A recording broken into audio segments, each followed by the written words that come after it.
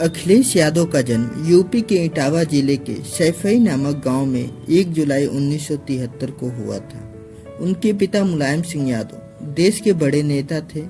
वह यूपी के मुख्यमंत्री रहने के अलावा देश के रक्षा मंत्री और कई अहम पदों पर रहे। अखिलेश यादव सबसे पहले सैफई के सेंट मैरी स्कूल में दाखिला लिया था। इसके बाद राजस्थान के धौलपुर में मिलिट्री स्कूल में चले गए। आगे की पढ़ाई मैसूर के जय चामराजेंद्र कॉलेज ऑफ इंजीनियरिंग से उन्होंने एनवायरमेंटल इंजीनियरिंग में स्नातक किया।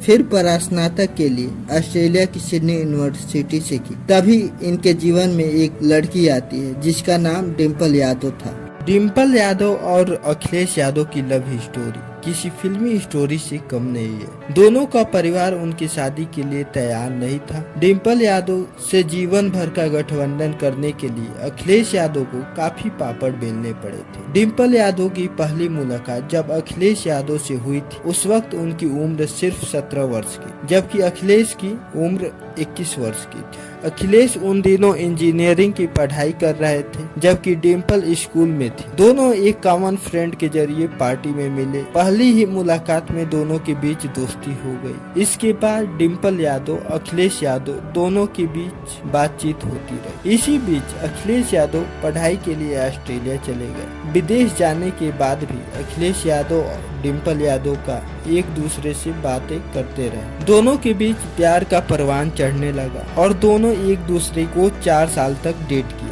ऑस्ट्रेलिया से लौटने के बाद अखिलेश यादव ने इस रिश्ते को आगे बढ़ाने यानी शादी के बारे में सोचा, जिसके लिए अखिलेश यादव अपनी दादी मूर्ति देवी को डिम्पल यादव के बारे में बताया। लेकिन दोनों की कहानी में तब ट्विस्ट आ गई जब दोनों के परिवार ने इस रिश्ते को मानने से मना कर दिया और शादी की बात को तो साफ इनकार कर। कहते हैं कि मुलायम सिंह यादव को डिम्पल पसंद नहीं। वजह थी कि वह दूसरे समुदाय राजपूत परिवार से आती थी। वह डिम्पल के पिता भी शादी के लिए राजी नहीं थे, लेकिन जिद्दी स्वभाव के अखिलेश अपने जिद पर अड़े रहे। दूसरे तरफ डिम्पल ने अपने परिवार को मना लिया। बाद में मुलायम सिंह यादव अपने बेटे के जिद के आगे झुक गए। उन्होंने अखिलेश यादव को डिम्पल से शादी करने की इजाजत दी। 24 नवंबर 1999 को दोनों शादी के बंधन में बंध गए। परिवार की रजामंदी से उन्होंने 7 फेरे लिए। आज खुशहाल जिंदगी जी रहे। 1999 में मुलायम सिंह यादव बेटे अखिलेश यादव को राजनीति में उतारा। तब वह विदेश से पढ़ाई करके लौटे थे। राजनीतिक विरासत और मुलायम सिंह यादव की सियासत दोनों का फायदा अखिलेश को मिला। 1999 की लोकसभा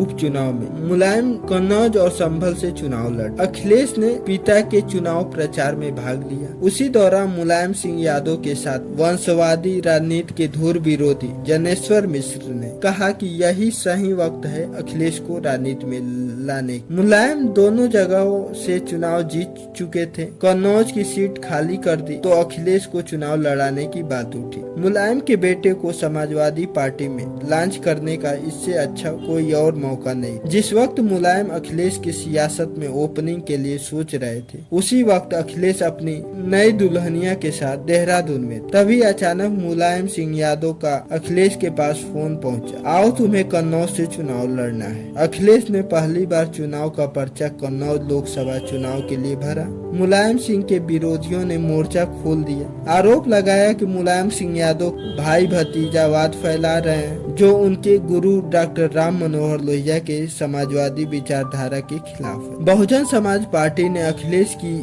हार सुनिश्चित करने के लिए अकबर अहमद डंपी को मैदान में उतार दिया। बेटे को पहली बार चुनाव जिताने के लिए मुलायम ने दिन रात एक कर दिए और अखिलेश ने वोट मांगने घर घर पहुंचे। नतीजे सामने आए तो अखिलेश ने बीएसपी के कैंडिडेट अकबर अहमद डंबी को 58,725 वोटों से हरा दिया। इसके साथ ही समाजवादी पार्टी में अखिलेश की बड़ी राजनीतिक पारी की शुरुआत हुई। अखिलेश को एक बड़ी जिम्मेदारी सौंपी गई। समाजवादी पार्टी के कई मुख्य संगठनों का अध्यक्ष बनाया गया। पार्टी में यूथ ब्रिगेड को खड़ा करने और पूरे राज्य में प्रदर्शन करने का जिम्मा मिला। अखिलेश को बड़े रोल के लिए तैयार कर रहे मुलायम सिंह यादव 2003 के यूपी विधानसभा चुनाव हुए तो 143 सीटों पे समाजवादी पार्टी सबसे बड़ी पार्टी बनकर उभरी। 29 अगस्त 2003 को मुलायम सिंह यादव तीसरी बार मुख्यमंत्री बने। सरकार बनाने की सियासी चालों के बीच अखिलेश बैक सीट पे बने रहे। मई 2007 में मायावती फिर एक बार सत्ता में वापसी की। मुलायम को लगा कि पार्टी को फिर से खड़ा करने के लिए नया जोश और नई उम्मीदों और नई छवि की जरूरत। 2009 के लोकसभा चुनाव में अखिलेश को कन्नौज और फिरोजाबाद सीट से चुनाव लड़वाया गया। वो दोनों जगहों से जीत गए। अखिलेश ने फिरोजाबाद सीट छोड़ी। मुलायम ने डिम्पल के सामने चुनाव लड़ने का ऑफर रख दिया, लेकिन यहाँ मुलायम की राजनीति काम नहीं आई। कांग्रेस के उम्मीदवार राज बब्बर डिम्पल को उनके पहले ही चुनाव में हरा दी। इस दौरान अखिलेश यादव ने महसूस किया कि जनता समाजवादी पार्टी से दूर होती जा रही है। खास तौर पर समाजवादी पार्टी को पुराने जमाने की पार्टी के रूप में देखा जा रहा है। 2012 के विधानसभा चुनाव में पार्टी की छवि को बदलना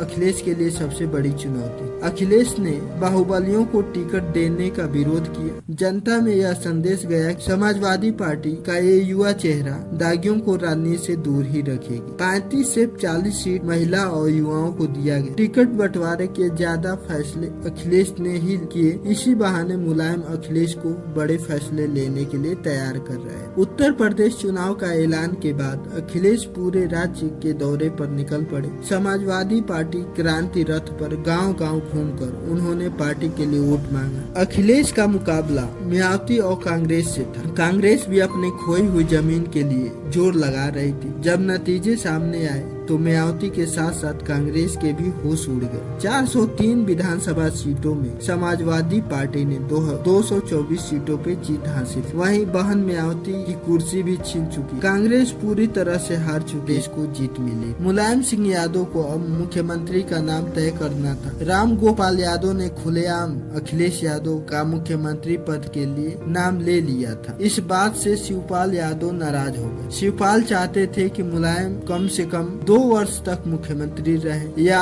हम मुख्यमंत्री बने, लेकिन शिवपाल सिंह यादव की इच्छा नहीं चली। अखिलेश यादव यूपी के सबसे कम उम्र के मुख्यमंत्री बने। नमस्कार, मैं अतुल शुक्ला एक नई शख्सियत की कहानी लेकर फिर आऊंगा। जय हिंद, जय भारत।